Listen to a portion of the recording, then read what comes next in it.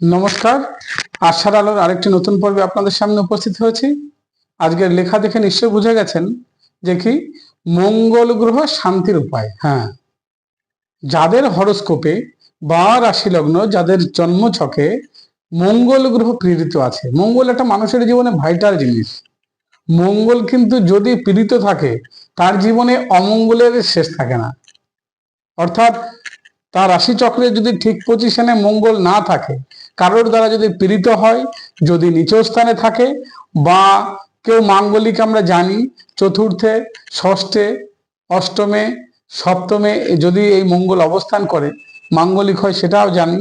অর্থাৎ মঙ্গল যদি ঠিক পজিশনে না থাকে আর মঙ্গল যদি নিচ স্থানে থাকে, কোনো গ্রহের দ্বারা কুদৃষ্টি সম্পন্ন হয়, তাহলে কিন্তু তার জীবনে ঠিক নাম যেরকম মঙ্গল, তার উল্টো অমঙ্গলের শেষ থাকে না।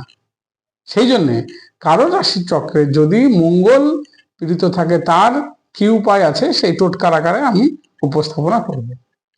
না, মনে রাখবেন যে এই মঙ্গলকে শান্তি করবার জন্যে আপনাকে কি করতে হবে না, হনুমান মন্দিরে গিয়ে ওই হনুমানজির পূজা করবেন। তাহলে হনুমানজির পূজা করলেন, বা ওই মন্দিরে হনুমান চল্লিশা, বা বাড়িতে হনুমানের একটা ছবি আপনার সামনে রেখে হনুমান চল্লিশা পাঠ করতে হবে। আর কি করতে হবে না, তুলসীর মালা যাদের প্রয়োজন, যাকে তাকে দেওয়া যাবে না, আবার যার প্রয়োজন তুলসীর মালা কয়েকটি রাখবেন। যার প্রয়োজন একটু ভালো তুলসীর মালা, তাকে দান করবেন। নিজেও পড়তে পারেন। আর লাড্ডু দান করবেন। তাহলে তার আর মঙ্গলবারটা নিরামিষ খেতে হবে।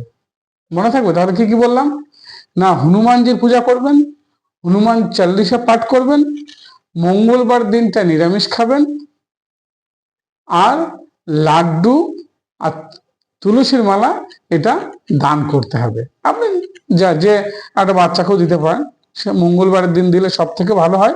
মঙ্গলবারের দিন লাড্ডু দান করবেন বা তুলসী মালা দান করলে, তাহলে তার জীবনে যদি কোনো মঙ্গলের প্রভাব বা মঙ্গলের জন্য ডিস্টার্ব করে, মঙ্গলের জন্য তার অমঙ্গল ডেকে আনছে, অবশ্যই আপনাকে জানতে হবে হরোস্কোপ বিচার করে যে মঙ্গলটা পীড়িত আছে, সেটাকে জানতে হবে। তারপরে কিন্তু এই প্রতিকার প্রতিবিধানগুলো করা যায়, তাহলে আপনার জীবনে যে মঙ্গলের জন্য যে সমস্যাগুলো আসছে, যে প্রবলেমগুলো আপনি ফেস করছেন, তাহলে সেখান থেকে কিন্তু আপনি রিকভারি হতে পারেন। আপনার জীবনে সেই আবার অমঙ্গলের জায়গা আবার মঙ্গল স্থাপিত হতে পারে। আজ এই পর্যন্তই। ভালো থাকবেন। নতুন কোনো আবার অনুষ্ঠান নিয়ে আবার হাজির থাকব। আর অনুষ্ঠানগুলো ফলো করতে থাকুন।